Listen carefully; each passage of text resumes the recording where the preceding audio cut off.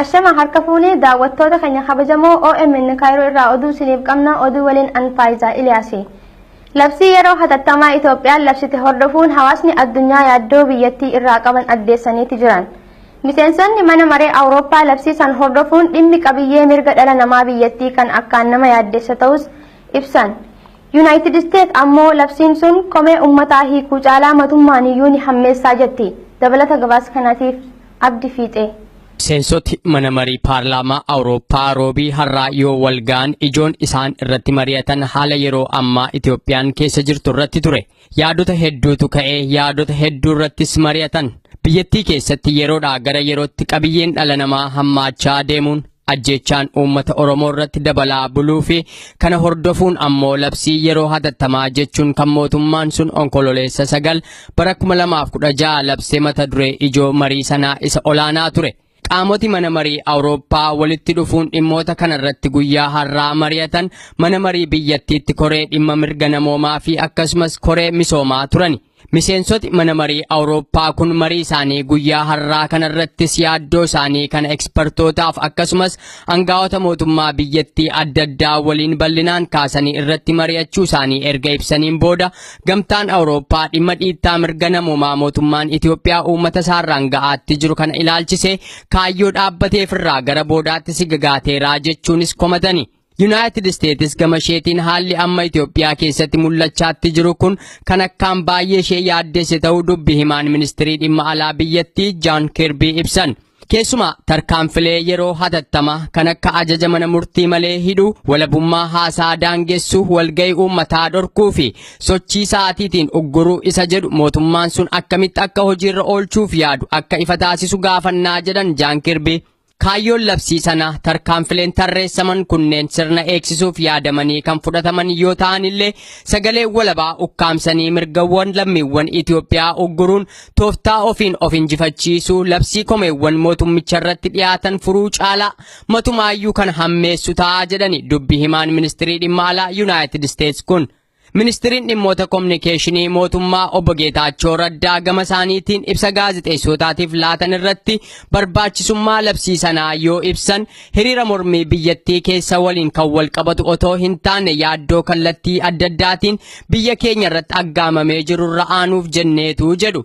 Kunis mootummaa otoo hin taane biyyattii guutummaatti balleessuu kan barbaadan humnoota biyyoota alaatu jiru jedhan. Labsiin kun guutummaa biyyattii akka hammatu kan taasifameefis diinoti biyya keenyaa kun gocha isaanii kana eessa ga'anii akka dhaaban waan hin beekneef jenneetu jedhu.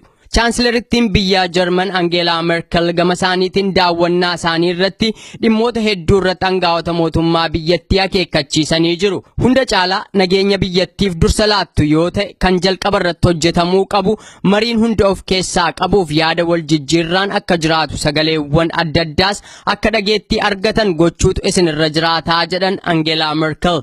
Muummichi ministeeraa biyyattii Hayilamaariyaam Dassaaleeny loltooti isaanii uummata nagaa irratti tarkaanfii humnaa fudhachuu isaanii hawaakkataniyyuu malee chaansilarittiin garuu uummata nagaa irratti dhukaasanii ajjeesuu erga balaaleffatanii booda biyyi isaanii haala itti mormii bittinneessan irratti poolisoota biyyattiif leenjii kennuuf qophii ta'uu isaaniillee dubbatanii jiru Angeelaan. Chaansilarittiin biyya Jarman otoo Finfinneen seeniniin dura dhimma sagalee filannoo ilaalchisee kan pirezidantiin Itoophiyaa Dr. Mulaatuu Tashoome mana marii biyyattiif dhiyeessanii turan muummichi ministeeraa Hayilamaariyaam Dassaaleenyis irra deebi'uun chaansilarittiif kanuma kaasanii turani. Rooyiter maddeen dippiloomaatotaa irraa argate waabeffachuun akka gabaasetti ammoo chaansilarittiin mana marii biyyattii irratti akka haasa'aniif aangaa'ota Itoophiyaatiin gaafatamaniyyuu paarlaamaa paartii tokko qofaan dhuunfatame irratti hin haasa'uu jedhanii diduu isaanii ibsee jira. Godina Arsii Bahaa Aanaa Saddiiqaa keessatti manguddoon Oromoo waggaa 81 agaazii waliin walolanii akka wareegamanii fi namoonni hedduun akka madaa'an himame. Waraanni agaazii lakkoofsi isaa akka malee baay'ee ta'e gara uummata aanaa sanaatti bobbaafamaa akka jiranillee himame. Dabalata gabaasa kanaatiif Daani'el Bariisoo Areeri.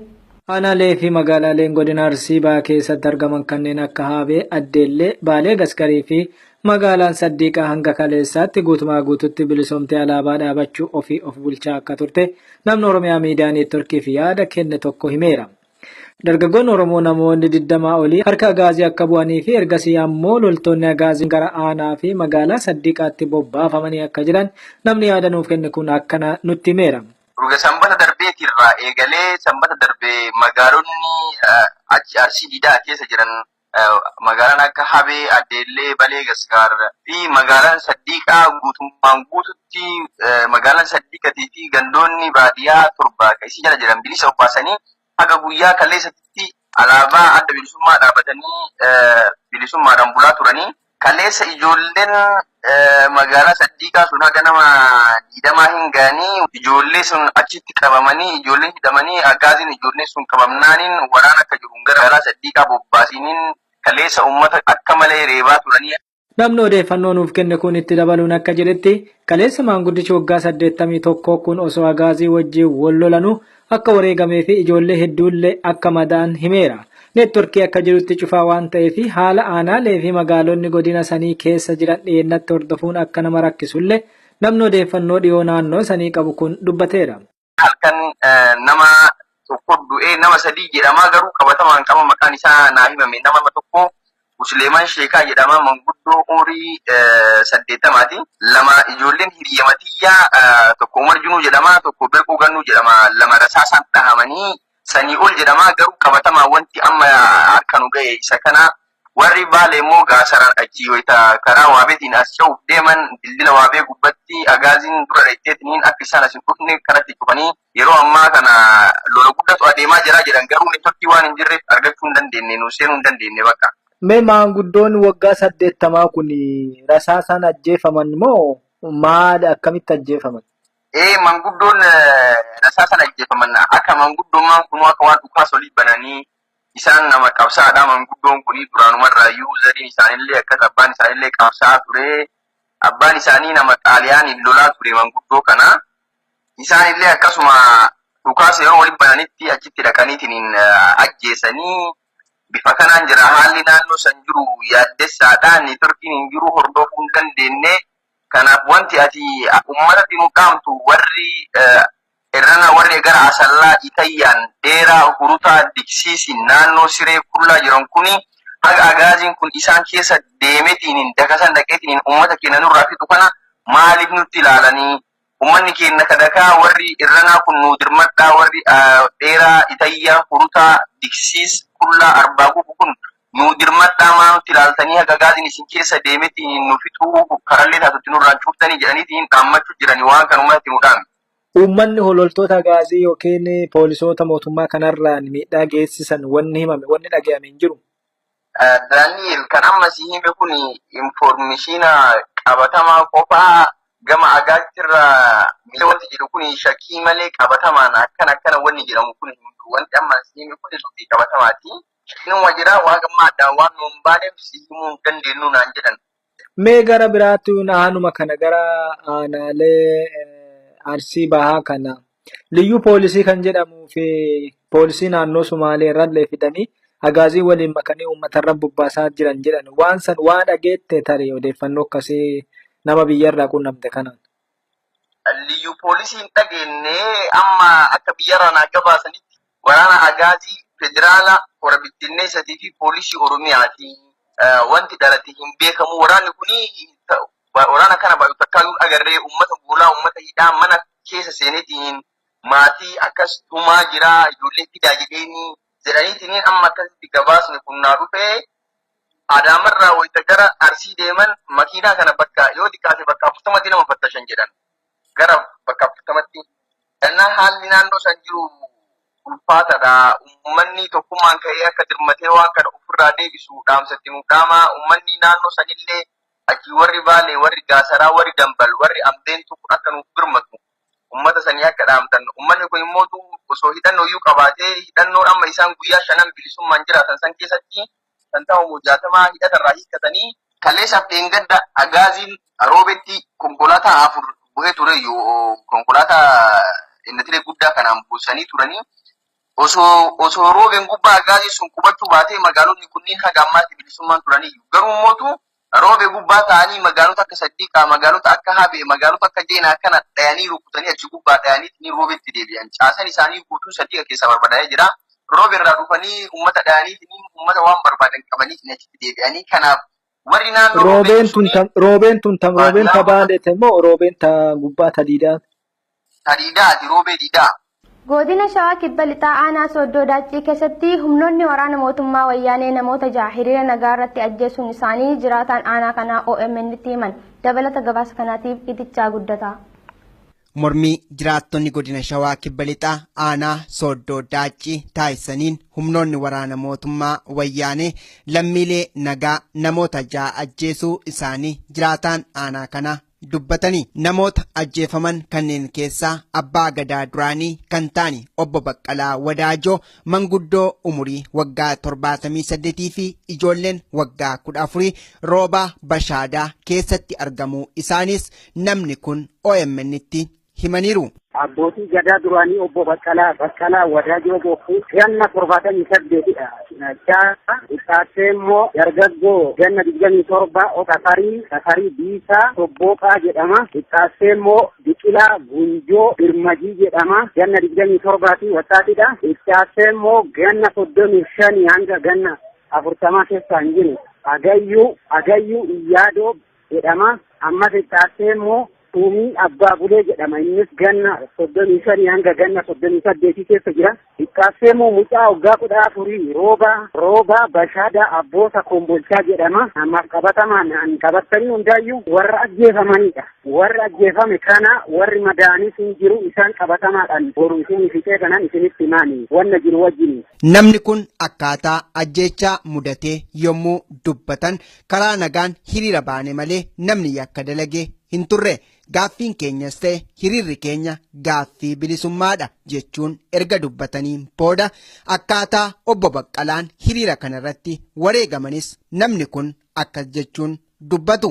Manguddoon kun gisee dura ka'u ijoolleen keenya maaliif ni jalaa dhumu? Ijoollee anatu isin dura deema anallee ajjeesanii jedhanii dura deemaa turanii ijoollee of duuba dhoowwanii waan badaa naa ta'inaa badaan dubbatinaa jedhanii of duuba dhoowwanii ofiif dura deemaa turanii isaan booda ijoollee isaan biratti fixu agarraan bakka nadheessa gisee jedhanitti manguddoon baay'inaan danda'anii waan hin qabneef bakka isaan rukutuu jammaranii isaan sanatti lubbuun isaanii darbee. Sirna awwaalcha wareegamtoota kanneenii irratti hirmaachuuf carraan nuyi arganne hin turre. Naannoon keenya humnoota waraana wayyaaneen weeraramtee dirree waraanaa fakkaattee jirti jechuun namni kun dubbataniiru. Obboleeyyan keenya haadholeen keenya dubartii dhiira ijoolleedha daa'ima guddaa odoo hin jenne ala bahees alatti argaman amma dhimmaanyi isaanii kaleessa sirna awwaalchatti irratti argamanii dhimmaashii immoo ba'anii turuufa jiru isaanuyyuu amma dhiyeessineef gara biraatti deemnee jirra bakka namni manatti galee hin jiru aluma jira namni waan goonis wallaallee nu qaqqabaas jennaan namni nu qaqqabu hin dhabaneeni. Namni kun dhuma irrattis waamichi nuyi saba Oromoo biyya keessaa fi biyya alaaf taasisnu yoo jiraate tokkummaa Oromummaa amma jiru kana hidhannoo meeshaa waraanaatiin daran jabeessuun wareegama lubbuu ilmaan keenya kaffalan bilisummaatiin goolabuu qabnas jedhaniiru. Mormii godina Arsii Lixaa Aanaa Adaabbaatti gaggeeffamaa jiru hordofuun loltoonni agaazii ganda Huntoo Aloolaa keessaa namoota hedduu qabanii hidhuun himame. Magaalaa Heeraroo keessattis miidhaan hammeenya uummataa mudataa jiraachuun jiraattonni dubbatan. Dabalata gabaasa kanaatiif Usmaan Ukkume. Godina Arsii Lixaa Aanaa Adaabbaa ganda Huntee Aloolaa keessaa loltoonni agaazii namoota nagaa duuchaan qabanii hidhaa jiraachuun himame. Kana malees reebicha hammeenyaa uummata mudataa kan jiru yoo ta'u jiraattonnis mormii isaanii finiinsaa jiran. Guyyaa kaleessaa Aanaa Adaabbaa gandoota 18 keessatti erga waajjiraaleen mootummaa hedduun balaa ibiddaatiin barbadaa'anii as haalli jiru daran hammaatee jira. Jiraataan Aanaa Adaabbaa tokko akka jedhanitti ji'oota 11 guutuuf rakkoon hammeenyaa aanaa isaanii mudachuu nuuf himanii keessumattuu erga labsiin hatattamaa baay'ee as haalli jiru daran yaaddessaadha jedhan. Ganama barii har'aa ganda Huntee Aloolaa qofa keessaa loltoonni agaazii namoota hedduu qabanii bulchiinsa magaalaa Adaabbaatti dubbatan. Aanaa Adaabbaa jalatti gandoota argamu hedduu keessatti qabalee maalii jaraa gubanii turanii karaallee ganda karaa keessa dabarsu karaallee cufanii turanii amma ganda Huntee Aloolaa jedhamu keessatti guyyaa har'aa agaaziin fi poolisiin duddeet uummata garmalee tumanii gara magaalaa Adaabbaatti fidaa jiranii. Loltoonni agaazii yeroo eeggatanii namoota nagaa mana irra deemuun qabanii hidhuun hanqatee reebicha hamaa irraan dhaqqabsiisaa jiru jedhan. Halkan edaa qofaa konkolaataa lamaan haawwataa fi manguddoota hedduu qabanii jiran. Karaa san uummanummaan itti ka'ee cufee ture cufaa ture jechuudha gara torbee tokkooti. Kalee dhufteeti banuudhaaf yaalii gootee turte hadhammootu ganama obboroodhaan osoo namni lafaa hin kahin manarra deemteeti achi nama guuraa turte. Dhiira dubartii ijoollee shamarranii akkasumas haga jaarsa gugurdaa fi dubartii guguddoo kan hunda manaa yaastee ijoolleen qeerroon manaa dhiisanii turanii. Kanuma yeroo eegdeeti amma halkan edaa seentee baay'ee nama miitee haala kanaan dubartii qofa makiinaa tokko feetee bulchiinsa magaalaa Adaabbaatti naqxee jirti amma. Dhiirallee ijoollee irraa jalqabee ijoolleen gara irra caalaan qeerroon dhiyeessanii midhaan isaa keessa seenanii akkasii jiranii ijoollee namoota gurguddaa kan mana argite jaartolee gurguddoo kanneen guurtee amma achitti bulchiinsa magaalaa keessa walitti qabaa jirti booda waan maal akka gootu hin beekne ta'a. Kun kanaan osoo jiru magaalaa Heeraroo keessatti dhiheenya kana tarkaanfii ajjeechaa loltoonni agaazii uummata nagaa irratti fudhataniin namoonni 23 yoo ajjeefaman 10 ol madaa'uun kan dagatamu miti.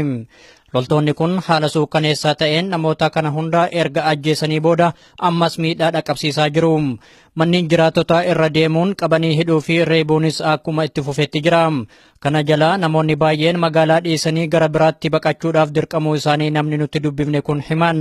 Heeraroo namoonni akkuma jiruun kaanii baqataa jiranii jiran. Uummanni keessattuu magaalaa Heeraroo sun kaaniitiin gara bakka adda addaatti deemaa jiran bakka baadiyyaa gara biraatti jechuudha. Yaa sodaadha manarra deeman halkan hunda manarra deemaa waan jiraniif uummanni mana buluu hin dandeenye. Ammallee manaan alattillee yoo argan labsii maal jedhanii waan akka dhageettanii kana labsanii jiranii alattillee yoo argan waan kana yoo gara alallee gadheessan waan kanaan qabanii mana taa'uu hin dandeenye mana yoo ta'an manatti itti seenti gama waawayyoon jirutti baqataa jira jechuudha. Waliigalatti haalli jiraattota aanaa Adaabbaa fi magaalaa Heeraroo mudataa jiru garmalee ulfaataa ta'uu isaa namni kun ibsanii jiru. Yeroo gara yerootti mootummaa humnaan biyyattii bulchaa jiruun miidhaan hammeenyaa uummata nagaa mudataa kan jiru yoo ta'u mormiin uummatichaas itti fufaa jira. Godina Arsii aanaa Leemmuu fi Bilbiloo keessatti boombii darbatameen dargaggoonni 18 akka madaa'anii fi isaan keessaa tokko akka lubbuun baate hubatame. Dabalata gabaasa kanaatiif Abdii Fiixee. Mudannoo irreechaan booda mormiin guutummaa Oromiyaa keessatti dargaggoota Oromootiin geggeeffamaatti jiru gara warraaqsaatti jijjiiramuu isaa kan nu himan namni kun akka jedhanitti dargaggooti kunneen yoo boombiin kun irratti darbatamu hidhataa boombii darbate sanarraa hidhannoo hiikkachiisuuf yaalaa turanii jedhan. Godina Arsii aanaa Leemmuu Bilbiloo keessatti ganda qoomaa Ulfittee jedhamu keessatti 27 tokko 2009 akka lakkoofsa Habashaatti jechuudha. Qeerroon ganda qoomaa walqixxee hojii kaakkaa, hojii kataaraa, hojii caffaa, qaamanii awwaaree daawwaa bursaa jedhamurraa walitti ba'anii socho'aa turanii hidhattoota gandaa irraa hiikkataa turanii sababa kanaan wal ta'ee taa'aa tokko kan guddataa dhaabaa jedhamu bira gaafa deeman qeerroo irratti boombii darbeet nama 18 kan malee ijoolleen akka mana yaalaallee hin geeffamne dhorkanii warra hooggantoota aanaa sanii jechuudha aanaa Leemmuu Bilbiloo isaan keessaa mucaan tokko mana hidhaa har'a ganama kan du'e isa isaanii har'a maatiin fudhatanii awwaalatanii. Aanaa isaan naan jedhan kana keessa waraanni jabaan buufatee akka jiru kan naa himan namni kun akka jedhanitti odeeffannoo qabnurraa akka hubachuu dandeenyetti loltoonni dhufanii naannoo keenya qubatan kunneen kan Somaaliyaa irraa dhufan ta'uu dhageenye jirraa jedhu. Waraanni gara oraalii 8 kan ta'u Somaaliirraa dhufe kan jedhan namni itti dhiyaatee gaafatti Somaaliirraa dhufe kan jedhan achitti buufamee jira boqojjii irratti jechuudha. Isaan kan seenan gadda galgala irratti kaleessa immoo fe'ataa turanii isaan cinaan gara aanaa shirkaa akka deeman warri kun ammoo gara aanaa dadabasaasaa gara godina Arsii lixaa jechuudha. Kanaaf amma ammoo naannoo amma qeerroon itti socho'aa ture sanii gandoota sanitti deemaa turanii kaleessa iyyuu deeman naannoo Kojii jedhamu gandoota sadiitu jira naannoo sanitti achi deemanii biyya keessa deemanii qeerroo baasaadha ijoollee fidaa jedhaniitti uummata gaafataa turanii. Dargaggoota yookaan qeerroowwan boombiin irratti darbatame madaa'aniif saniin booda waldhaansa fayyaa aanga'otaan dhorkaman jedhame kan ilaalchise akkamiin nama boombii hidhatee jirutti humnaan hiikkachiisuuf itti deemamaa jedhee gaafadheetan ture. qeerroma keessatti akkuma warra kaanii baqaniituma naamusumaan gaafatanii warri kuna hidhattoowwan kuwwan naamusumaan gaafatanii waan biyyaatti jedhanii itti amananii warri kuwwan kennaa turanii isa namicha guutaa guddataa dhaabaa jedhamu kana isaan irratti boombii darbate ijoollee irratti jechuudha. Isaan keessa ijoollee 18 kan madaa'an isaan tokko tokko madaa salphaadhaa warri madaa'anii keessaa warri nama lamaati kan isaan yeroodhaaf qabanii magaalattii aanaa leemuu bilbilootti geessanii hidhaniiti mucaa tokko kan asallaa baay'ee sadarkaa lubbuutti sodaachisa jennaan wabii guddaa gaafatanii wabii sanii gadi lakkisaniiti yaadarra jira. Isa amma du'e sana ammoo hin dhoowwataniiti duuf gaafa jedhu hospitaala boqojjii geessaniiti achitti ganama kana mucaan du'eeti warri dhufeeti reeffa mucaa fudhatee gale jechuudha. Namni kun yoo haala naannoo sanaa akka waliigalaatti natti himanis haalli baay'ee sodaachisaadha. Doorsisa hedduutu jira. Tasgabbiin jira jechuun hin danda'amu. Namni dallanee jira. Qeerroonis baay'ee dallanee jira. Hanga ammaatti kaabineen tokko isaanitti gadi bu'u magaalatti deebi'anii ta'anii waraana qofatu socho'a jechuudha. Dhimma labsii yeroo hatattamaa mootummaan baase yoon gaafadhu namooti baay'een miidiyaa mootummaa waan hin hordofneef labsii sanarraa quban qabanii naan jedhan. Kanneen miidiyaalee biyya alaarraa darban hordofan qofaatu kana beeka erga jedhaniin booda uummata roorroon onnachiise labsiin gadi hin qabuu naan jedhani. Uummati kun hanga bilisummaa yaade bira ga'utti ni deebi'a inni jedhu kan hin yaadamne jedhu namni kun. Godina Shawaa Bahaa Aanaa Ada'aa magaalaa Dirreetti loltoota agaaziitiin rakkoon jabaan uummata mudachaa akka jiru hubatame. Dabalata gabaasa kanaatiif Usmaan Ukkume. Godina Shawaa Bahaa Aanaa Ada'aa magaalaa Dirreetti tibba kana mormiin jabaan keessummeeffamaa ture. Lubbuun namoota hedduu itti wareegamee jira. Qabeenya irrattis miidhaan dhaqqabuun himame. Ammas loltoonni agaazii uummata miidhuuf gamasitti bobbaafamaa jiran.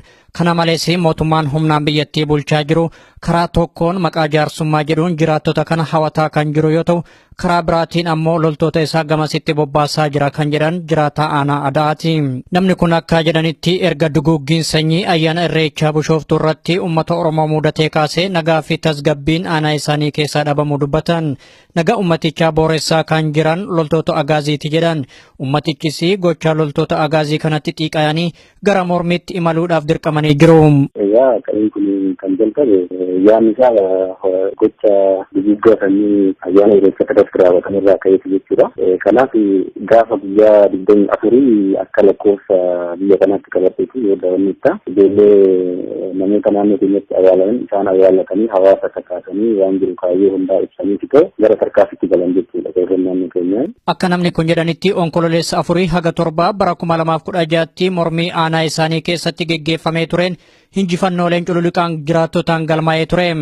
Aktiboota gaafa 24 akka biyya kanaatti waajjira kantiibaa magaalaa Dirree barbadeessuudhaan meeshaa kilaashii jedhamu lama fudhatanii achumaan darbanii maashinoota daandii ijaarsa daandii ittiin hojjetamu kabaatarii tokkoo fi riillee lamaa fi shaawar tiraakii tokko barbadeessan gaafuma kana jechuudha. Bariisaa gaafa 25 immoo bariisaa ganama waajjira maayilaa fi uummataa kan jedhamu jira kan gandoonni sagal waan taa'oo maalii kana keessatti kuufatanii jira isa barbadeessanii achuma keessa immoo meeshaa shamboodhaan ganamne sanii jechuudha. Gaafa 26 ammas immoo FTT kan jedhamu Farmer Training Center waan jedhamu waan miseensota qotee bultoota miseensota isaan ta'an fakkeenya maal jedhamu kana achi keessatti kan leenjisanii jira. Isa barbadeessanii ammas immoo kilaashii lama gaafa sana booji'an jechuudha. Walumaa galattuu hojii kana keessatti gaafa 26tti meeshaa waraanaa 10tu booji'ame. Aanaa Ada'aa gandoota hedduu keessatti mormii geggeeffamaa tureen wareegamni olaanaan itti kafalamee jira. Loltoonni agaazii heddumminaan gamasitti waan bobbaafamaniif guyyaa itti aanu miidhaa hammeenyaa dhaqqabsiisuuf yaalaa osoo jiranii salphinni hamaan isaa muudachuullee namni kun himan. Gaafa 27 mootummaan humna dabalatee gara loltoota mootummaa agaazii dabalatee gara nama 300 oliitiin waraanni guddaan magaalaa Dirree gubbaarratti geeffamaa oolee sa'aatii 12 amma sa'aatii 12tti wal waraanaa oolanii gara mootummaatti namoonni 3 du'anii gara uummataatti immoo nama tokkotu du'e achi booda namni gara uummataatti immoo namni 3 madaa'ee lollisaa kanaan goolabame jechuudha gaafa 27 akka lakkoofsa biyya kanaatti. Mootummaan humnaan biyyattii bulchaa jiru tarkaanfilee jajjaboo uummanni Oromoo fudhataa jiru irraa muddamuun maqaa jaarsummaa jedhuun uummata sossobaa jira. Haa ta'uutii uummatichi diduullee namni kun himan. egaa amma wanni ta'aa jiru already uummanni mootummaa fiqaa jiru hin jirre ofuma keenya hojii of bulchinaa nuti mootummaa nama harkaa fi nutti iyyuu mul'atinaadha nu bira deemaa nu keessaa baadha waan jedhu kana uummanni kaasafii jira isaan garuu jaarsummaadha walitti deemnaa maaloo jechaa jiranii garuu uummanni garuu jaarsummaan hin barbaachisu nuti amma gaddarra jirra uummata baay'ee nu jalaa du'e kun bishaanitti badee kun wayyaatti badee kun immoo haati fi abbaan namoonni jalaa dhuman kan maraatan kan sammuun isaanii miidhamee kaan mana yaalatti kaan wajjin rakkataa jiru waan ta'eef nuti amma gaddarra jirra ofiisuu hin tasgabboofne amma nurraa deemadha jechaa jira uummanni nurraa ka'aa jechaa jira. Tooftaan mootummaa kun dhugaa akka hin taane himanii kana karoorfachuun isaa ammas uummata sobee ajjeechaa irratti raawwachuuf akka ta'ellee dubbatan uummanni Oromootis akka duraatti sobamuu dhiisee mirga isaatiif wareegamaa jira. Sirni bulchiinsa uummata nagaa lafarraa fixaa jiru kun ammas turtii aangoo isaa dheereffachuuf jecha asiif achi wixxisaa akka jirullee himanii amma booda uummata Oromoo gabroomsuun hin jiru jechuun dubbataniiru. Tooftaa dulloomaa fi shira mootummaan xaxaa jiru kana uummanni Oromoo itti beekee jira kan jedhan namni kun sirna ummatoota biyyattii cunqursaa jiru hundeedhaan qaarisuuf ammas mormiileen cululuqaan geggeeffamuu qaba jedhan. Godina Shawaa Bahaa magaalaa Bishooftuu keessatti kan argamu warshaan Awutoomotiiv Industirii jedhamu ilmaan Oromoo achi keessa qacaramanii hojjetan badii tokko malee qorannoo fi hidhaan akka irratti raawwatamaa jiru odeeffame. Qorannoo fi hidhaan kun Oromoota hojii dhuunfaa irrattis bobba'an irrattis raawwatamaa akka jiru hubatame. Dabalata gabaasa kanaatiif Daani'el Bariisoo Areerii. Ilmaan Oromoo magaalaa Bishooftuutti warshaa keessatti qacaramanii hojjechaa jiran badii tokko malee sababa Oromoo ta'an qofaa fi loltoonni mootummaa qorannoo cimtuu irratti geggeessaa akka jiranii fi hidhaa akka jiran maddeen keenya himaneerani. Hojjettoota warshaatii alattillee namoonni hojii dhuunfaa irratti bobba'anii jiran illee gaaffii tokko malee qabamanii hidhamaa akka jiran namni odeeffannoo nuuf kenne kun addeesseera. Naannoo as Shawaa kanatti immoo as Bishooftuu irratti wanti haarofti jiru ijoollee hojjettoota Awutoomotiiv Industirii keessa hojjetan godina Shawaa Bahaa irratti magaalaa Bishooftuu Industirii Awutoomotiiv Industirii irratti hojjettoota achi keessa hojjetan sababuma jaalli ijoollee keenya ta'an Oromoo ta'aniif waamanii qorannoodhaan ijoolleen hidhamanii jiran ijoolleen immoo sa'aatii ganama sa'a 3 irraa halkan sa'a 4tti gaffuranii jiran kammoo gara mana hidhaatti geessanis ni jiran sababa tokko malee sababuma jaalli Oromoo ta'aniif shakkiidhaan koomaandii poostii kanaan wal qabatee jechuudha. Odeeffannoon kun yoom godhan kana hidhaa kana qorannaa kana yoom taasisan? Kaleentu jira ijoolleen kan keenya qaachuu hojjetan jiranii jaratu naaf gara gaafadha jechuudha. Amma koomaandii poostii yookiin waraanni kun Shawaa Bahaallee ta'e Arsiillee ta'e miidhaa isaan qaqqabsiisaa jiran lolaa jiran moo sakatta'iinsa addaatiin addatti ajjeesaa jiran moo uummata maal ta'aa jira? Sakattaas ni jiranii ajjeesas ni jiranii yaa bakka gaaffii tokko malee ajjeesan amma kaleessa akka tasaa magaalaa Bishooftuu keessatti mucaan mana mataa rifeensa sirreessu calliseetu inni harka ifaan badee jennaan harka hundarra kaatee jechuun as karaa handhuuraa kanaaf callisee suma dhaabatu eegasii qabanii gara mana hidhaa taran. Maaliif? Gocha akkasii agarsiiftu. Mucaan immoo itti yaadatii miti akkasitti kadhaabate ifaan badee. Maaliif mataa kee qabatteedhaan jedhani? Mataa osoo hin ta'in gara handhuuraa kanatti harka walirra kaa'ee dhaabate fuula dura jechuudha garaa gubbaa. Maal yaa isaan akka itti yaadanne mucaan ol harka isaa sana gaara keessa ol fudhatee miti si yaadee ta'a yookiin yaaduu danda'a mucaan akka nama tokkotti dhaabate eegasii saba qoratanii mucaan nama keenya ta'uu beelanumaan fuudhanii gara mana hidhaa geessanii mataa sirreessan jechuudha ijoollee keenya. Jiraattonni godina Qeellam Wallaggaa aanaalee gandoota baadiyyaa garaagaraa keessatti jiraatan bilisummaa saba keenyaa dhugoomsuuf hidhannoon meeshaa waraanaa murteessaadha jechuun dubbatan. Jiraattonni kunniin meeshaa waraanaa bitachuudhaaf qabeenya qabanis walitti fidaa jiraachuun isaanii OMN itti himan. Dabalata gabaasa kanaatiif itichaa guddata. Jiraattonni godina Qeellam Wallaggaa aanaalee garaagaraa keessa jiraatan bilisummaa keenya dhugoomsuuf hidhannoon meeshaa waraanaa murteessaadha jechuun dubbatanii aggaammii bilisummaaf jecha ilmaan keenya itti wareegaman dhugoomsuuf immoo qabeenya qabnu osoo mararsiifatiin walitti fiduudhaan qeerroo hidhachiisu irratti bobba'anee jirra.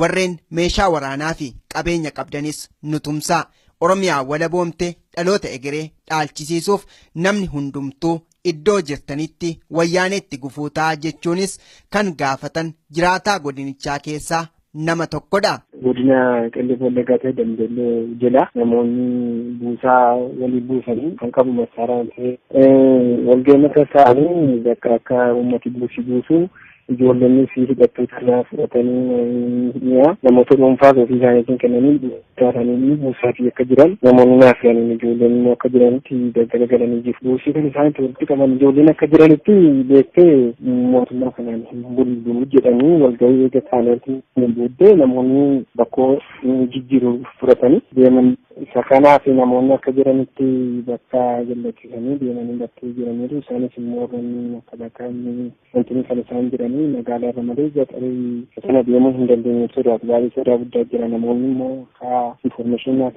ijoollee kana beeksisuu deeme namoota tokkotu jira kan du'anii adawaa keessa turanii isaantu hundeessee haadha isaa fuudhee deemee bakka ammeessima buusanii akka jirutti garuu namoonni akka duwwaan deemnee masaaraa fudhatanii hidhataarraa namoota dhuunfaarraas fudhatanii deemanii asitti immoo uummatni warri hafan immoo walga'ii ta'anii kana booddee mootummaa kanaan hin bullu jedhanii haala kanaan kan irra jiran baay'ee wanti jedhamee jira jechuu barbaade. Nama dubbisne kana mootummaa wayyaanee karaa nagaan osoo gaaffii saba kanaa deebise akkamitti ilaaltu wayita jennus gaaffiin keenya jalqaba gaaffii abbaa qabeenyummaa mirkaneeffachuu ture. Amma sana bira darbee gara gaaffii bilisummaatti ce'ee jira. Mootummaan ofii bilisummaa hin qabne immoo bilisa nu baasa jennee hin yaannu. Kanaaf furmaanni dhugaan wayyaanee hundeedhaan hunkuteessuudha jedhu. Kun dhibbatti gaaffiin kun deebi'eeraa sun taane dabale malee gaaffiin kun waan deebi'e hin qabu.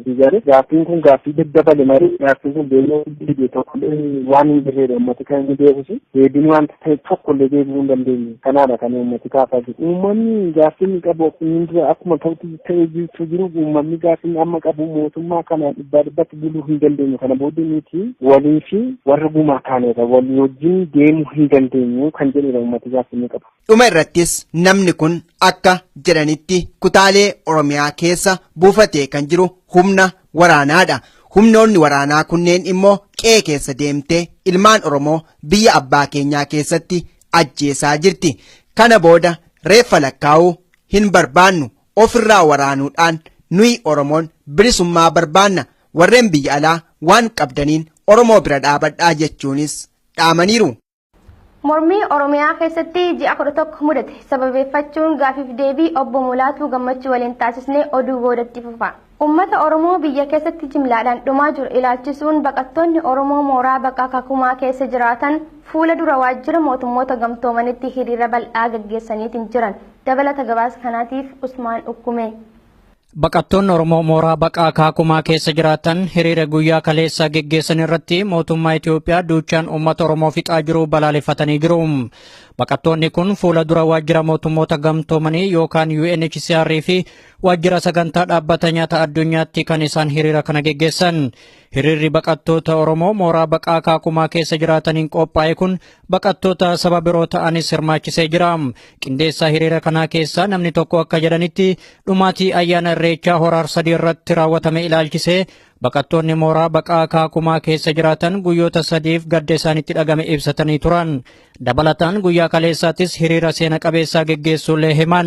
Siidaa Bobbaasaan jedha. Ani koree qophii waan kanaa qopheesse keessaa hin jira. Haala ficha'aatii fi haalota barreeffamaa achi dhiyaate keessaa warra qopheesse keessan jira. Guyyaa sadi dura sabab sablammeen kaambii baqattoota mooraa baqattootaa keessatti argaman Oromoo ta'ee Amaara ta'ee cuftinuu sabab sablammii as keessa kan jirti mana jireenya isaanii ka hojii irratti haala biyya deeme sun irratti ka bishooftu irra deeme sun ilaalchisee maatii ilma Oromoo achirratti raawwatame san ilaalchisee gadda nu dhaga'ame argisiifna jedhanii cufanii guyyaa lamaan cufan eega xumurate booda guyyaa kaleessaa hiriirriin bahee. Obbo Fiidaan akka jedhanitti hiriirri kun waajjira sagantaa nyaata addunyaa duratti geggeeffamuu nuuf himanii gochaa mootummaan Itoophiyaa uummata Oromoo irratti raawwataa jiru hiriira isaanii kanaan abaaranii jiran. Fuula LWF duratti jechuun LWF jechuun World Food Program mana sagantaa nyaata addunyaa kan jedhu dura kompaawwandiin jira. Isa fuula duratti bahanii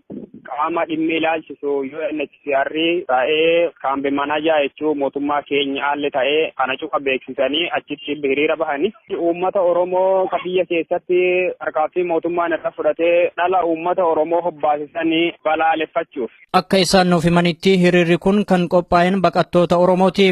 Haa ta'uutii baqattoonni sabaa fi sablammoota Itoophiyaa hedduun qooda irraa fudhatanii jiran.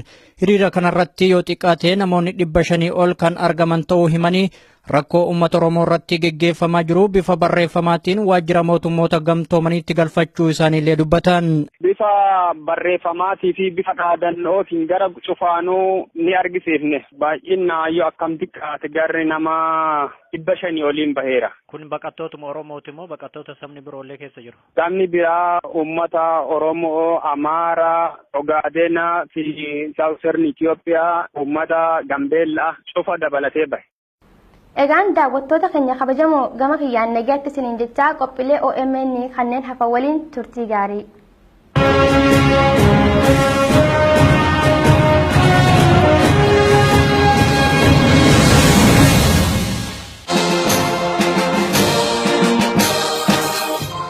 Obbo Mulaatu waan isin gaafadhu yoo jiraate har'a onkoloolessa 12 bara 2016 mormiin guutummaa Oromiyaatti kan eegale immoo sadaasa 12 bara 2015 godina Shawaa Lixaa magaalaa Giinciitti turtii hanga kanaa keessatti Oromoon meeqa akka wareegamee fi meeqti akka hidhame bakka buuteen isaanii kan dhibame ragaadhaan maal qabdu ayyaana irreechaa irratti nama meeqatu wareegame.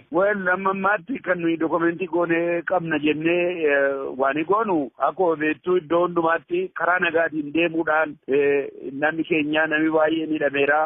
Paartiin keenya walakkaan isaa hidhamee mana hidhaa jira. Warra amma jiran immoo iddoodhumaayyuu immoo hojiirra iddoo jiranitti waajjirri keenya nu jala cufamee karaa adda addaatiin hacuuccaan nurra jiru warra achi jiranis hidhamanii kanaan ittuma fufaa jirra nuyi karaa kana duukaa jirra namni lubbuun isaa darbe hamma ammaatti gara 1,000 hin ta'a daataa isaa maqaa namootaatiin kaa'achuu hin dandeenye haa ta'uyyuu malee gara kana hunduma gaa'enna hamma tokko qabna nuyi amma dokumentii kan nuyi goone nama 400 kan ta'u dokumentii goone irraa isa gararraa immoo iddootti waan caasaan keenya namni keenya kan kana dokumentii isaa qaban hundumtuu iddoodha biiroon keenya waan nu jala waajjira keenya keessaa waan nu jala caccabee fudhatamee warra dokumentii isaas nu harka waan ta'eef kana jechuun dandeenyu malee sentraalii kana qabna namni gara 10,000 ta'uu hidhameera iddootti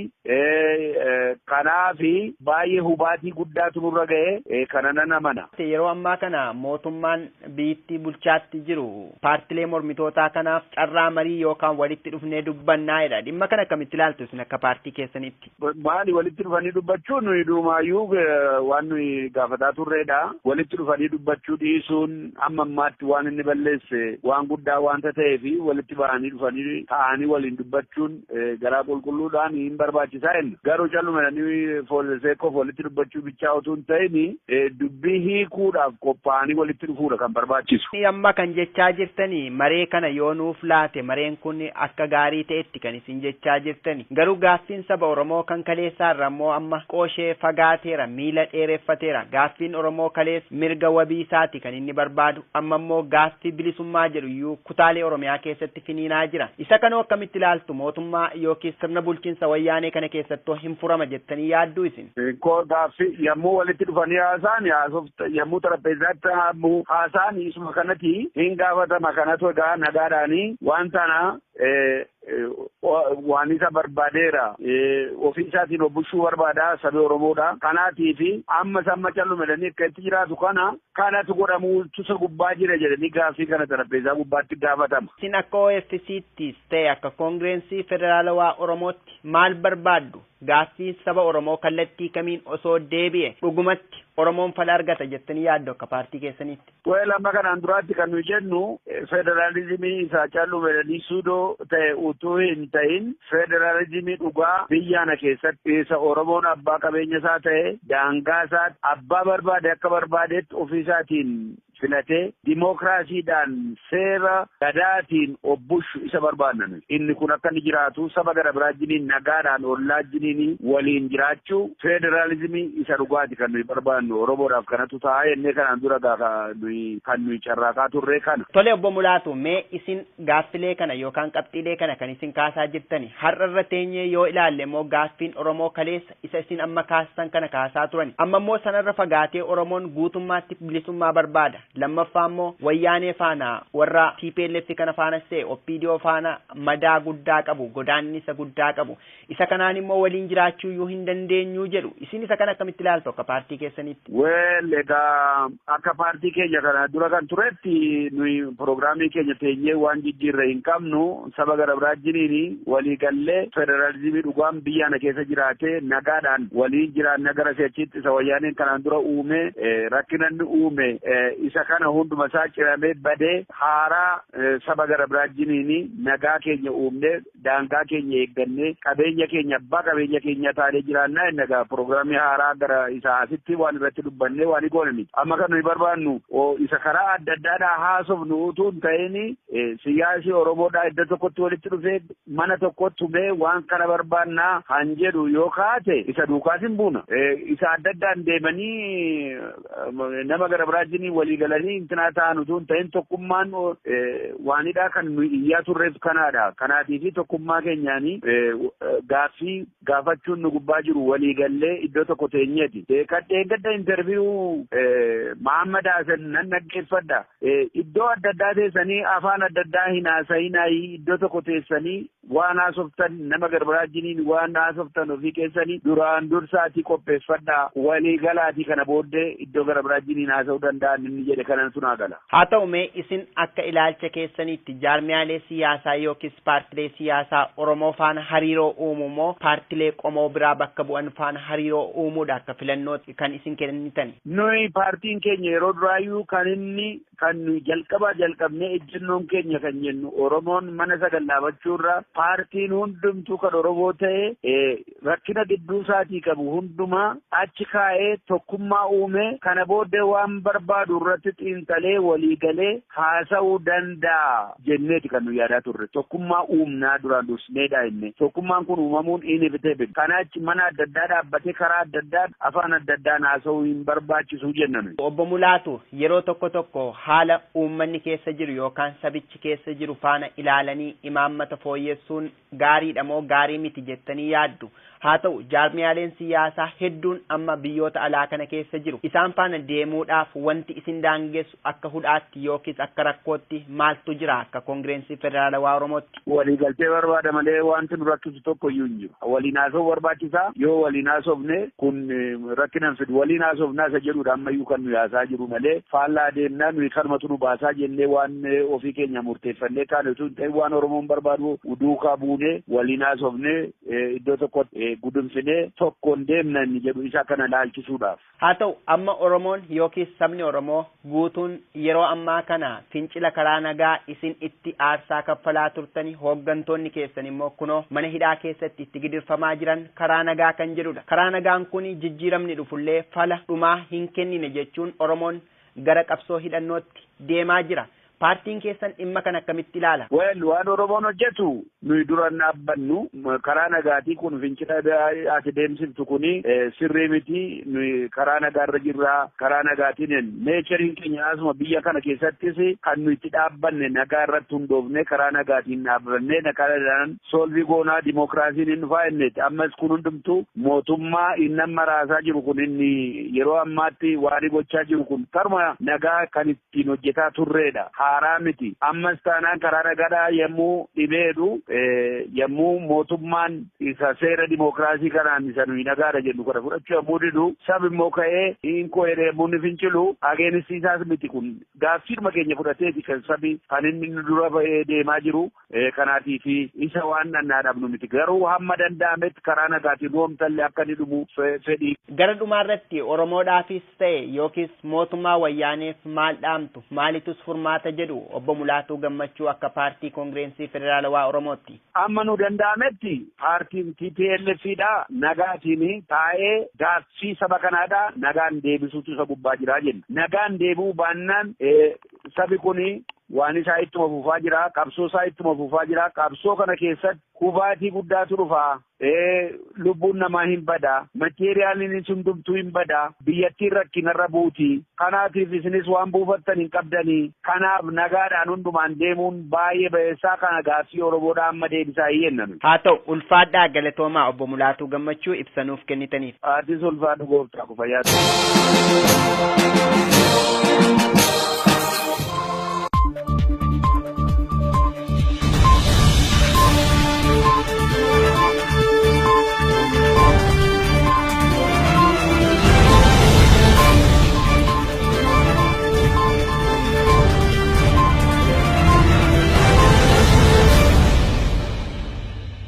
Reettii loltoota agaaziitiin rakkoon jabaan uummata mudachaa akka jiru hubatame. Dabalata gabaasa kanaatiif Usmaan Ukkume. Godina Shawaa Bahaa Aanaa Adaa magaalaa Dirreetti tibba kana mormiin jabaan keessummeeffamaa ture. Lubbuun namoota hedduu itti wareegamee jira. Qabeenya irrattis miidhaan dhaqqabuun himame. Ammas loltoonni agaazii uummata miidhuuf gamasitti bobbaafamaa jiran.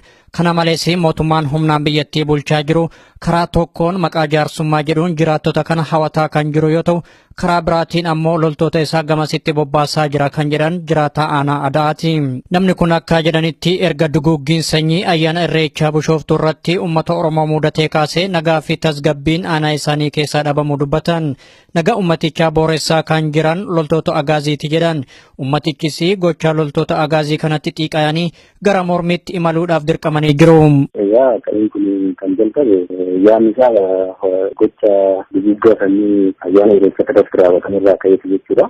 Kanaaf gaafa guyyaa 24 akka lakkoofsa biyya kanaatti qabateetu yoo daawwannitta ijoollee namoota naannoo keenyatti awwaalaman isaan awwaalatanii hawaasa kakaasanii waan jiru kaayyoo hundaa ibsaniiti ta'e gara tarkaanfitti galan jechuudha qeerroon naannoo keenya. Akka namni kun jedhanitti onkololeessa 4 haga 7 bara 2016tti mormii aanaa isaanii keessatti geggeeffamee tureen hinjifannooleen cululuqaan jiraattotaan galmaa'ee ture.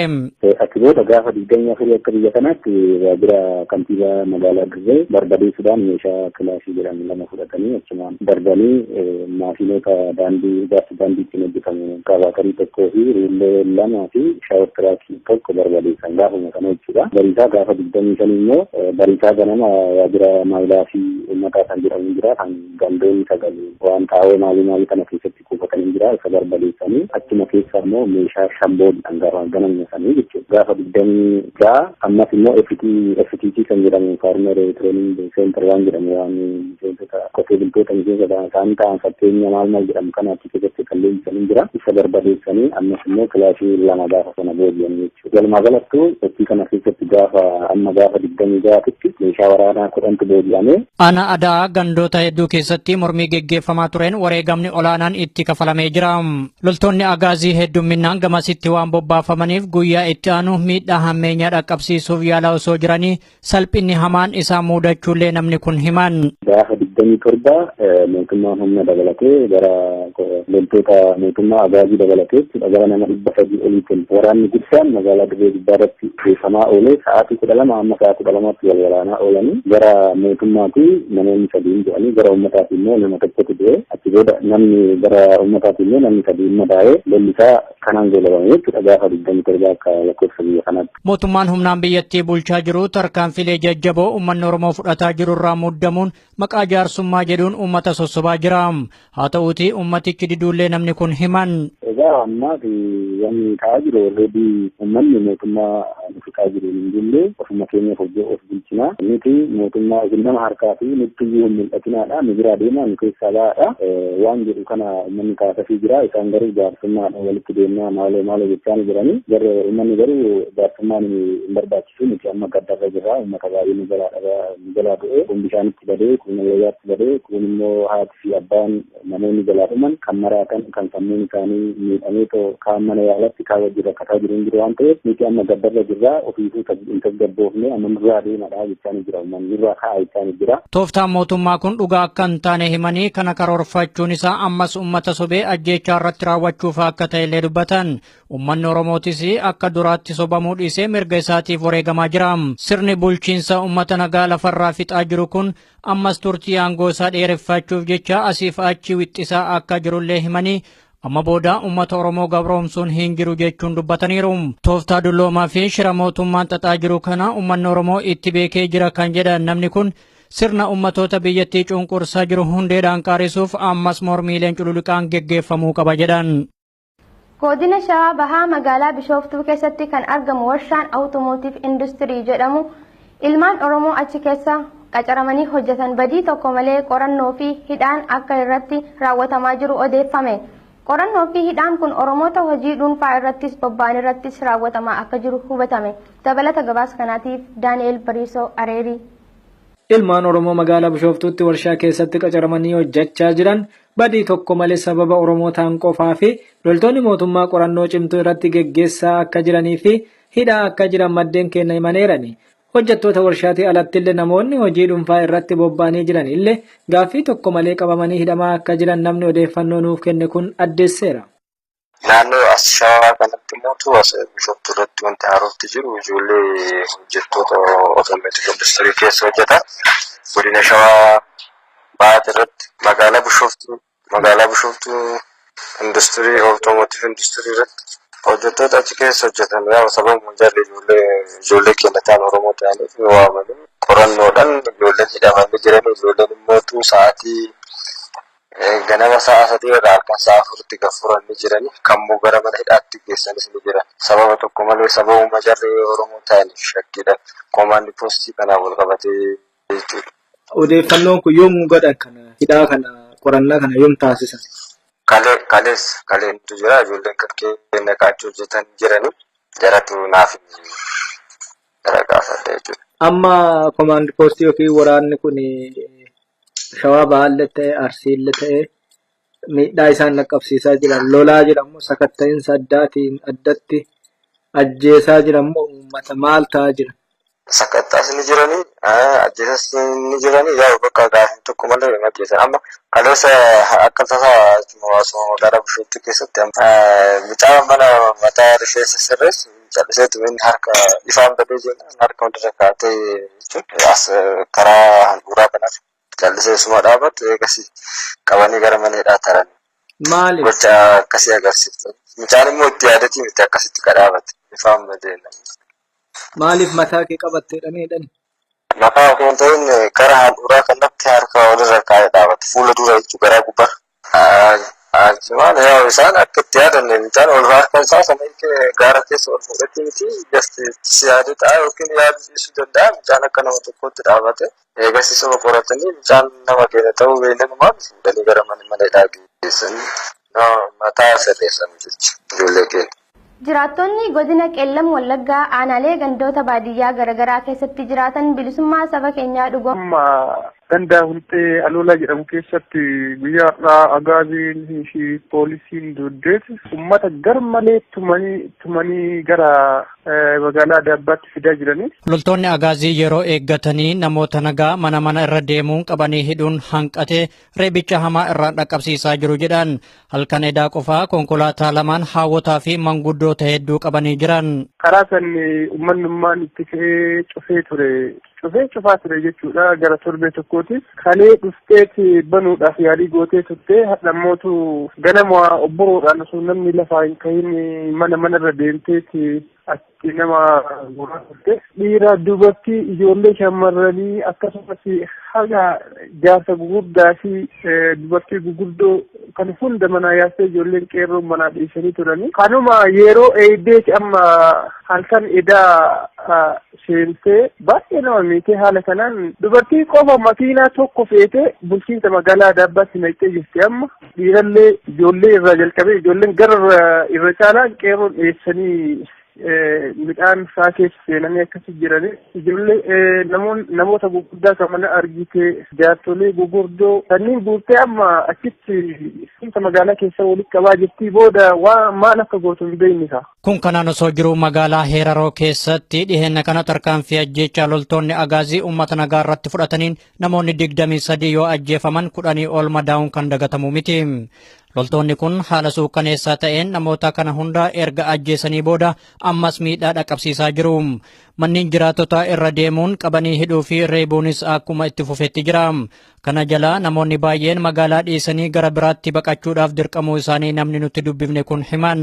Heeraroo namoonni akkuma jiruun kaanii baqataa jiranii jiran. Uummanni keessattuu magaalaa Heeraroo sun kaaniitiin gara bakka adda addaatti deemaa jiran bakka baadiyyaa gara biraatti jechuudha. Yaa sodaadha manarra deeman halkan hunda manarra deemaa waan jiraniif uummanni mana buluu hin dandeenye. Ammallee manaan alattillee yoo argan labsii maal jedhanii waan akka dhageettanii kana labsanii jiranii alattillee yoo argan waan kana yoo jala gara alalli gadheessan waan kanaan qabanii mana taa'uu hin dandeenye mana yoo ta'an manatti itti seenti gama waayyoon jirutti baqataa jira jechuudha. Waliigalatti haalli jiraattota aanaa Hadaabbaa fi magaalaa Heeraroo mudataa jiru garmalee ulfaataa ta'uusaa namni kun ibsanii jiru. Yeroo gara yerootti mootummaa humnaan biyyattii bulchaa jiruun miidhaan hammeenyaa uummata nagaa mudataa kan jiru yoo ta'u mormiin ummatichaas itti fufaa jira. Godina Arsii aanaa Leemmuu fi Bilbiloo keessatti boombii darbatameen dargaggoonni 18 akka madaa'anii fi isaan keessaa tokko akka lubbuun baate hubatame. Dabalata gabaasa kanaatiif Abdii Fiixee. Mudannoo irreechaan booda mormiin guutummaa Oromiyaa keessatti dargaggoota Oromootiin geggeeffamaatti jiru gara warraaqsaatti jijjiiramuusaa kan nu himan namni kun akka jedhanitti dargaggooti kunneen yoo boombiin kun irratti darbatamu hidhataa boombii darbate sanarraa hidhannoo hiikkachiisuuf yaalaa turanii jedhan. Godina Arsii aanaa Leemmuu Bilbiloo keessatti ganda qoomaa Ulfittee jedhamu keessatti 27 tokko 2009 akka lakkoofsa Habashaatti jechuudha. Qeerroon ganda qoomaa walqixxee hojii kaakkaa, hojii kataaraa, hojii caffaa, qaamanya awwaaree daawwaa bursaa jedhamurraa walitti ba'anii socho'aa turanii hidhattoota gandaa irraa hiikkataa turanii sababa kanaan wal ta'ee taa'aa tokko kan guddataa dhaabaa jedhamu bira gaafa deeman qeerroo irratti boombii darbeet nama 18 kan madees ijoolleen akka mana yaalaan hin geeffamne dhorkanii warra hooggantoota aanaa sanii jechuu aanaa Leemmuu Bilbiloo isaan keessaa mucaan tokko mana hidhaa har'a ganama kan du'e isa isaanii har'a maatiin fudhatanii awwaalatanii. Aanaa isaan naan jedhan kana keessa waraanni jabaan buufatee akka jiru kan naa himan namni kun akka jedhanitti odeeffannoo qabnurraa akka hubachuu dandeenyetti loltoonni dhufanii naannoo keenya qubatan kunneen kan Somaaliyaarraa dhufan ta'uu dhageenye jirraa jedhu. Waraanni gara oraalii 8 kan ta'u Somaaliirraa dhufe kan jedhan namni itti dhiyaatee gaafatti Somaaliirraa dhufe kan jedhan achitti buufamee jira boqojjii irratti jechuudha.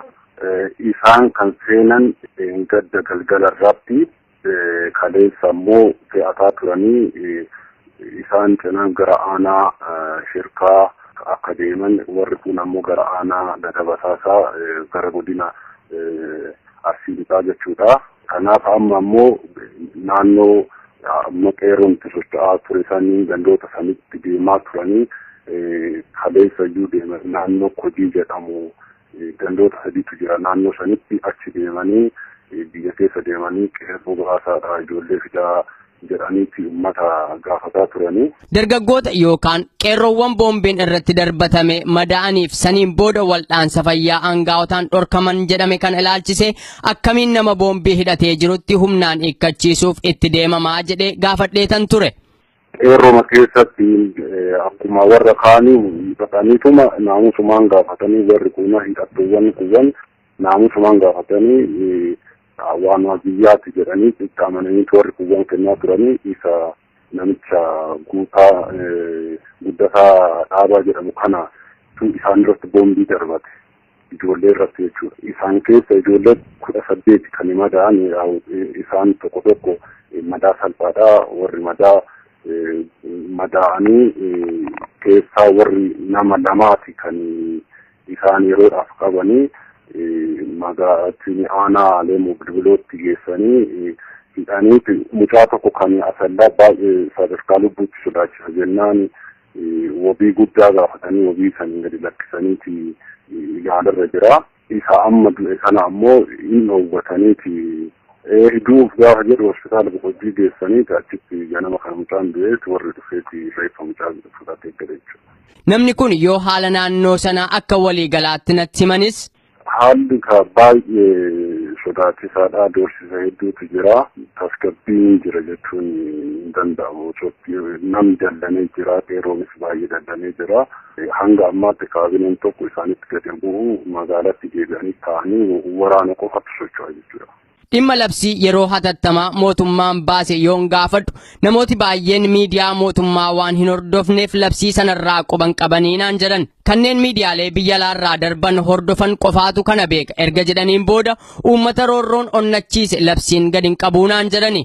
Uummati kun hanga bilisummaa yaade bira ga'utti ni deebi'a inni jedhu kan hin yaadamne jedhu namni kun. Godina Shawaa Bahaa Aanaa Ada'aa magaalaa Ashama harka fuunee daawwattoota keenya kabajamoo OMN Kaayiroo irraa oduu isiniif qabna oduu waliin Anfaayisaa Iliyaasi. Labsii yeroo hatattamaa Itoophiyaan labsite hordofuun hawaasni addunyaa yaaddoo biyyattii irraa qaban addeessaniiti jiran.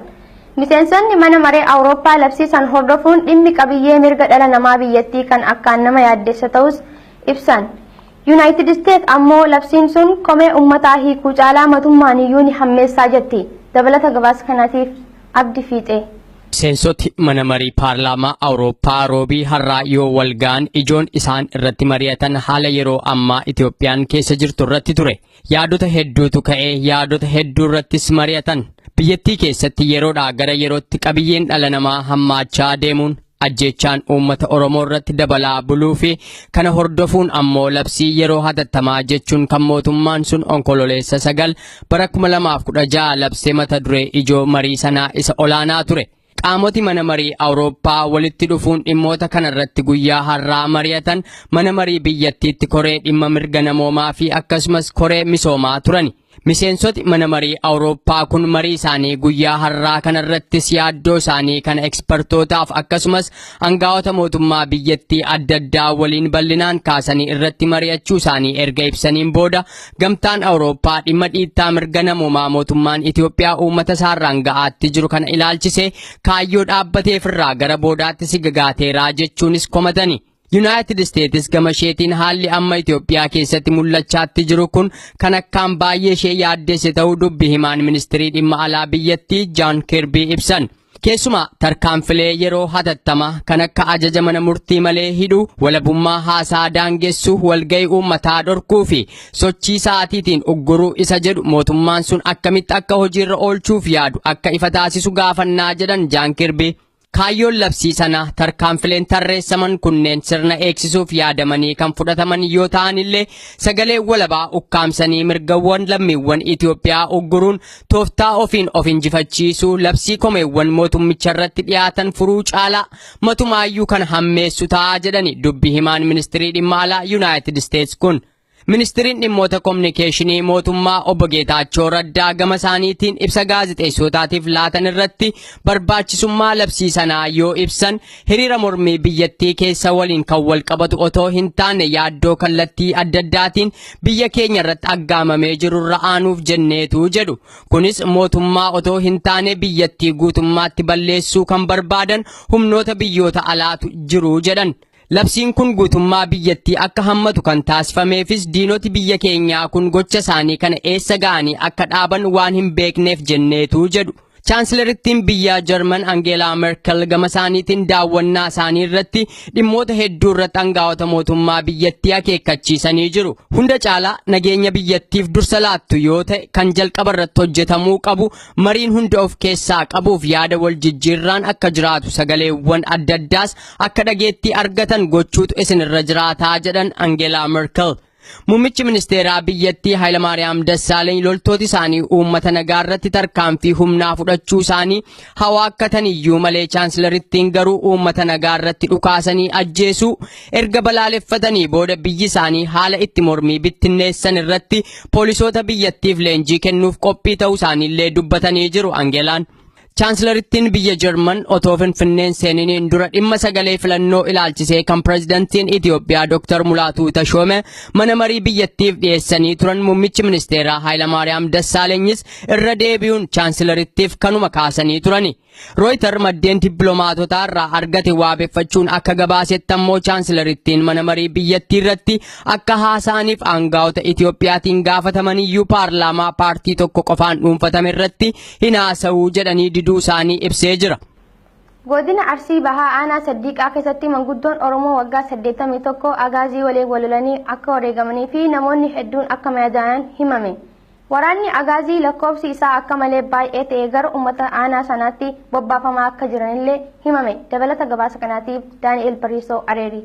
Aanaalee fi magaalaaleen godina Arsii Bahaa keessatti argaman kanneen akka Haabee, Addeellee, Baalee Gaskarii fi magaalaan Saddiiqaa hanga kaleessaatti guutumaa guututti bilisoomtee alaabaa dhaabachuu ofii of bulchaa akka turte namni Oromiyaa miidiyaa neetworkiif yaada kenne tokko himeera. Dargaggoonni Oromoo namoonni 20 olii harka agaazii akka bu'anii fi ergasii ammoo loltoonni agaazii gara aanaa fi magaalaa Saddiiqaatti bobbaafamanii akka jiran namni yaada nuuf kenne kun akkana nutti himeera. Sanbata darbeetirraa eegalee sanbata darbee magaalonni achi Arsii Diidaa keessa jiran magaalaan akka Habee, Addeellee, Balee Gaskaar fi magaalaan Saddiiqaa guutummaan guututti magaalaan Saddiiqatii fi gandoonni baadiyyaa torba isii jala jiran bilisa obbaasanii haga guyyaa kaleessatti alaabaa adda bilisummaa dhaabatanii bilisummaadhaan bulaa turanii. Kaleessa ijoolleen magaalaa Saddiiqaa sun haga nama 20 hin gaanii ijoollee sun achitti qabamanii ijoolleen hidhamanii agaaziin ijoolleen sun qabamnaaniin waraana akka jiru gara magaalaa Saddiiqaa bobbaasiniin kaleessa uummata akka malee reebaa turanii.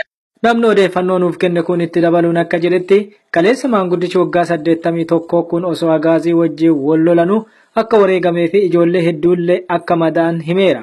Neetworkii akka jirutti cufaa waan ta'eef haala aanaalee fi magaalonni godina sanii keessa jiran dhiyeennatti hordofuun akka nama rakkisullee namni odeeffannoo dhiyoo naannoo sanii qabu kun dubbateera. Halkan nama tokko du'ee nama 3 jedhama garuu qabatamaan qaba maqaan isaa naa himame nama tokko Musliimaan Sheekaa jedhama manguddoo umurii 80ti. Lama ijoolleen hiriyamatiyyaa tokko Umar Junuu jedhama tokko Birquu Gannuu jedhama lama rasaasaan dhahamanii sanii ol jedhama garuu qabatamaa wanti amma harka nu ga'e isa kana warri Baalee immoo gaasaraan achi wayita karaa waabeetiin as ce'uuf deeman dildila waabee gubbatti agaaziin dura dheetteetiniin akka isaan as hin dhufne karatti cufanii yeroo ammaa kana lola guddatu adeemaa jira jedhan garuu neetworkii waan hin jirreef argachuu hin dandeenye nu seenuu hin dandeenye bakka. Mee maanguddoon waggaa 80 kun rasaasaan ajjeefaman moo maal akkamitti ajjeefaman?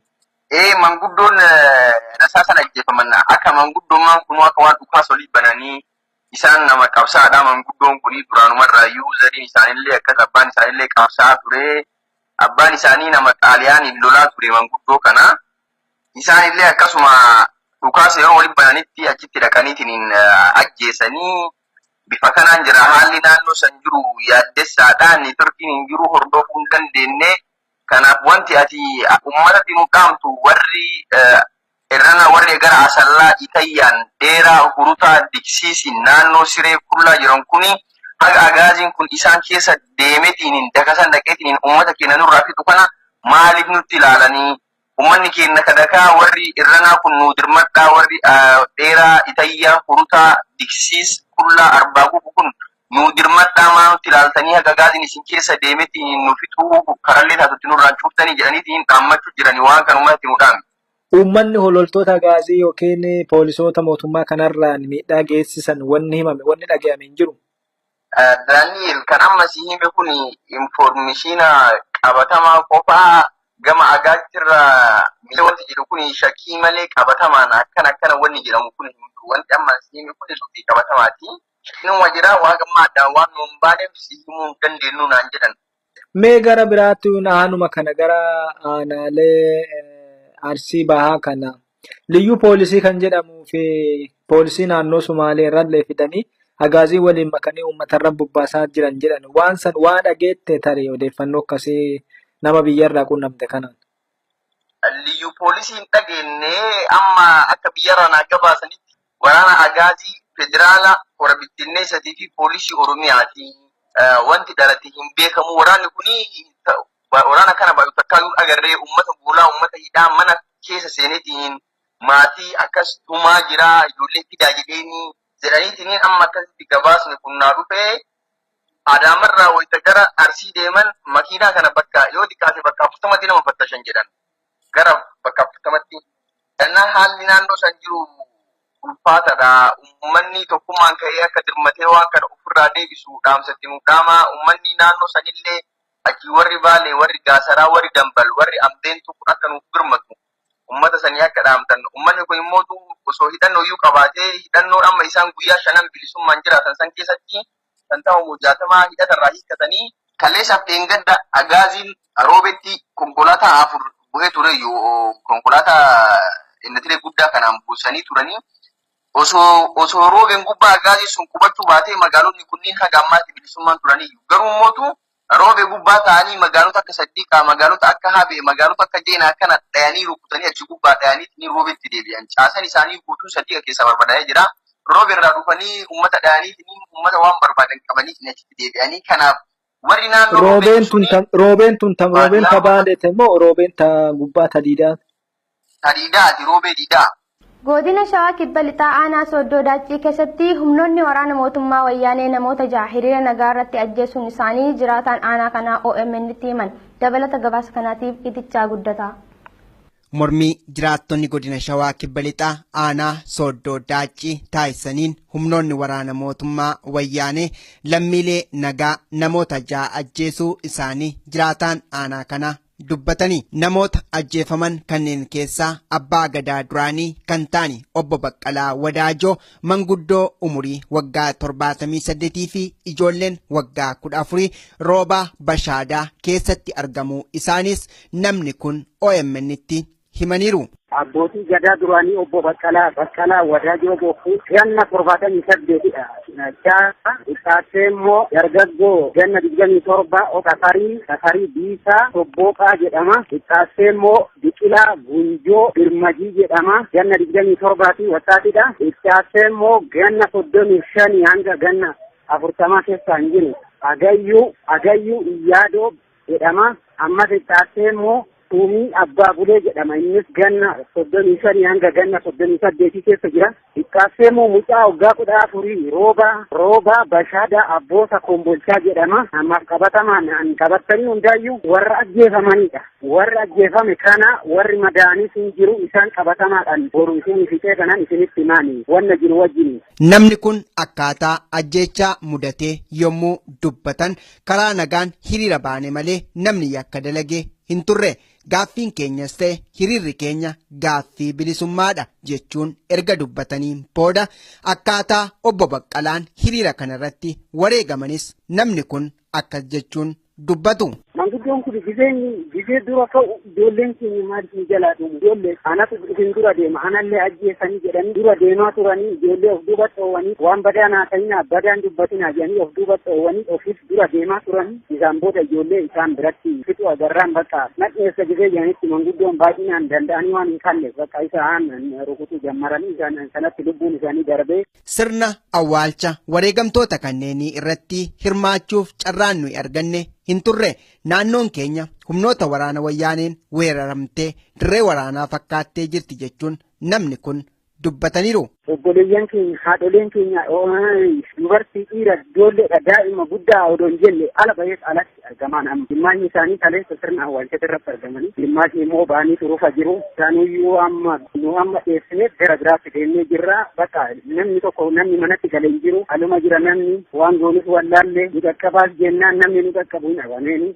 Namni kun dhuma irrattis waamichi nuyi saba Oromoo biyya keessaa fi biyya alaaf taasisnu yoo jiraate tokkummaa Oromummaa amma jiru kana hidhannoo meeshaa waraanaatiin daran jabeessuun wareegama lubbuu ilmaan keenya kaffalan bilisummaatiin goolabuu qabnas jedhaniiru. Mormii godina Arsii Lixaa Aanaa Adaabbaatti gaggeeffamaa jiru hordofuun loltoonni agaazii ganda Huntoo Aloolaa keessaa namoota hedduu qabanii hidhuun himame. Magaalaa Heeraroo keessattis miidhaan hammeenya uummataa mudataa jiraachuun jiraattonni dubbatan. Dabalata gabaasa kanaatiif Usmaan Ukkume. Godina Arsii Lixaa aanaa Adaabbaa ganda Hunxee Alolaa keessa loltoonni agaazii namoota nagaa duuchaan qabanii hidhaa jiraachuun himame. Kana malees reebicha ammeenyaa uummata mudataa kan jiru yoo ta'u jiraattonnis mormii isaanii finiinsaa jiran. Guyyaa kaleessaa aanaa Adaabbaa gandoota 18 keessatti erga waajjiraaleen mootummaa hedduun balaa ibiddaatiin barbadaa'anii as haalli jiru daran hammaatee jira. Jiraataan aanaa Adaabbaa tokko akka jedhanitti ji'oota 11 guutuuf rakkoon hammeenyaa aanaa isaanii mudachuu nuuf himanii keessumattuu erga labsiin hatattamaa baay'ee as haalli jiru daran yaaddessaadha jedhan. Ganama barii har'aa ganda Hunxee Alolaa qofa keessa loltoonni agaazii namoota hedduu qabanii bulchiinsa magaalaa Adaabbaatti dubbatan. Aanaa Adaabbaa jalatti gandoota argamu hedduu keessatti qabalee maalii jaraa gubanii turanii karaalee ganda karaa keessa dabarsu karaalee cufanii turanii. Amsuuf hidhannoon meeshaa waraanaa murteessaadha jechuun dubbatan. Jiraattonni kunniin meeshaa waraanaa bitachuudhaaf qabeenya qabanis walitti fidaa jiraachuun isaanii OMN'tti himan. Dabalata gabaasa kanaatiif itichaa guddata. Jiraattonni godina Qeellam Wallaggaa aanaalee garaagaraa keessa jiraatan bilisummaa keenya dhugoomsuuf hidhannoon meeshaa waraanaa murteessaadha jechuun dubbatanii aggaammii bilisummaaf jecha ilmaan keenya itti wareegaman dhugoomsuuf immoo qabeenya qabnu osoo mararsiifatiin walitti fiduudhaan qeerroo hidhachiisu irratti bobbaanee jirra. Warreen meeshaa waraanaa fi qabeenya qabdanis nutumsaa. Oromiyaa walaboomte dhaloota egeree dhaalchisiisuuf namni hundumtuu iddoo jirtanitti wayyaaneetti gufuutaa jechuunis kan gaafatan jiraataa godinichaa keessaa nama tokkodha. Godina Qeellam Wallaggaa ta'e Dambiilloo jala namoonni buusaa walii buusanii kan qabu masaaraa ta'e walgeenyata isaanii bakka akka uummati buusu ijoolleen fi hidhattoota irraa fudhatanii namoota dhuunfaa ofii isaaniitiin kennanii taatanii buusaa fi akka jiran namoonni naaf yaaniin ijoolleen immoo akka jiranitti daggala galanii jiru. Buusii kan isaanitti walitti qaban ijoolleen akka jiranitti beektee mootummaa kanaan hin bulbulu jedhanii walgahii eega isaaniitiin hin booddee namoonni bakkoo jijjiiruu fudhatanii deeman. Isa kanaaf namoonni akka jiranitti bakka jallachiisanii deemanii bakkee jiraniiru. Isaanis immoo warreen akka bakka wantoonni kan isaan jiranii magaalaa irra malee gaxarii sana deemuu hin dandeenye sodaatu baay'ee sodaa guddaa jira. Namoonni immoo haa infoormeeshinii kennan ijoollee kana kana beeksisuu deeme namoota tokkotu jira kan duraanii abbaa keessa turanii isaantu hundeessee haadha isaa fuudhee deeme bakka ammeessinaan buusanii akka jirutti garuu namoonni akka duraan deemnee masaaraa fudhatanii hidhataarraa namoota dhuunfaarraas fudhatanii deemanii isaasitti immoo uummatni warri hafan immoo walgahii ta'anii kana booddee mootummaa kanaan hin bullu jedhanii haala kanaan kan irra jiran baay'ee wanti jedhamee jiraaf hin jechuu barbaade. Nama dubbisne kana mootummaa wayyaanee karaa nagaan osoo gaaffii saba kanaa deebise akkamitti ilaaltu wayita jennus gaaffiin keenya jalqaba gaaffii abbaa qabeenyummaa mirkaneeffachuu ture. Amma sana bira darbee gara gaaffii bilisummaatti ce'ee jira. Mootummaan ofii bilisummaa hin qabne immoo bilisa nu baasa jennee hin yaannu. Kanaaf furmaanni dhugaan wayyaanee hundeedhaan hunkuteessuudha jedhu. Kun dhibbaa dhibbatti gaaffiin kun deebi'eeraa sun taane dabale malee gaaffiin kun waan deebi'e hin qabu. Gaaffiin kun gaaffii daddabale malee gaaffiin kun deebi'ee tokkollee waan hin jirredha uummati kan inni deebisu deebiin wanta ta'e tokkollee deebi'uu hin dandeenye. Kanaadha kan uummati kaasaa jiru. Uummanni gaaffiin qabu akkuma ta'ee jiru uummanni gaaffiin amma qabu mootummaa kana dhibbaa dhibbatti buluu hin dandeenye. Kana booddee nuti walii fi warra gumaa taaneedha. Walii wajjin deemuu hin dandeenyu kan jedhudha uummati gaaffiin qabu. Dhuma irrattis namni kun akka jedhanitti kutaalee Oromiyaa keessa buufatee kan jiru humna waraanaadha. Humnoonni waraanaa kunneen immoo qe'ee keessa deemtee ilmaan Oromoo biyya abbaa keenyaa keessatti ajjeesaa jirti. Kana booda reeffa lakkaa'uu hin barbaannu ofirraa waraanuudhaan nuyi Oromoon bilisummaa barbaanna. Warreen biyya alaa waan qabdaniin Oromoo bira dhaabadhaa jechuunis dhaamaniiru.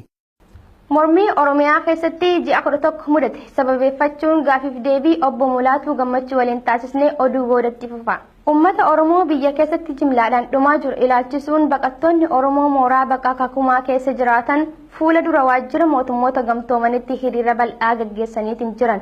Dabalata gabaasa kanaatiif Usmaan Ukkume. Baqattoonni Oromoo mooraa baqaa Kaakumaa keessa jiraatan hiriira guyyaa kaleessa geggeessan irratti mootummaa Itoophiyaa duuchaan uummata Oromoo fixaa jiru balaaleffatanii jiru. Baqattoonni kun fuula dura waajjira mootummoota gamtoomanii yookaan UNHCR fi waajjira sagantaa dhaabbata nyaata addunyaatti kan isaan hiriira kana geggeessan. Hiriirri baqattoota Oromoo mooraa baqaa Kaakumaa keessa jiraataniin qophaa'e kun baqattoota saba biroo ta'anis hirmaachisee jira. Qindeessaa hiriira kanaa keessaa namni tokko akka jedhanitti dhumaatii ayyaana Irreechaa Horaar sadii irratti raawwatame ilaalchisee baqattoonni mooraa baqaa Kaakumaa keessa jiraatan guyyoota sadiif gadda isaanitti dhagame ibsatanii turan. Dabalataan guyyaa kaleessaattis hiriira seena qabeessaa geggeessuullee himan.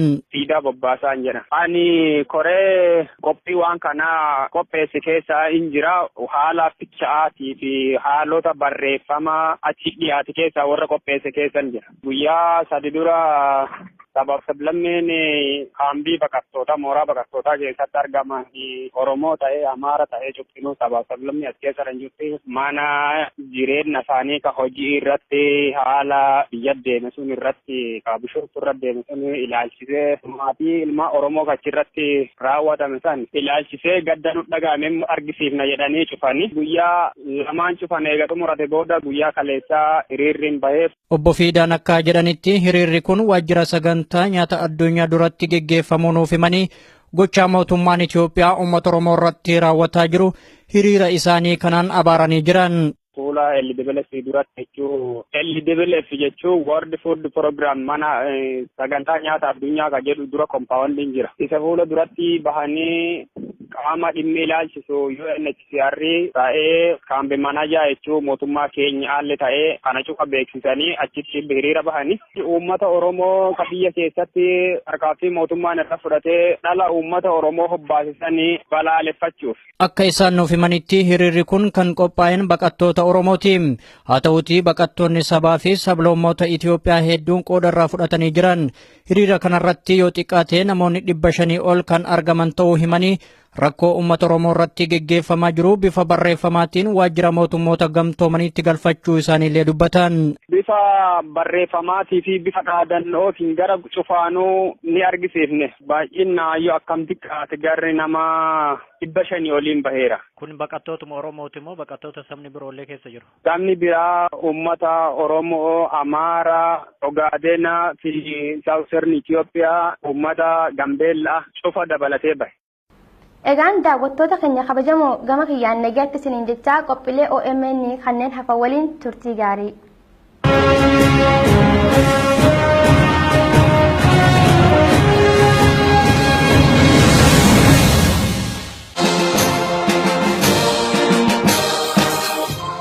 Obbo Mulaatu waan isin gaafadhu yoo jiraate har'a onkoloolessa 12 bara 2016 mormiin guutummaa Oromiyaatti kan eegale immoo sadaasa 12 bara 2015 godina Shawaa Lixaa magaalaa Giinciitti turtii hanga kanaa keessatti Oromoon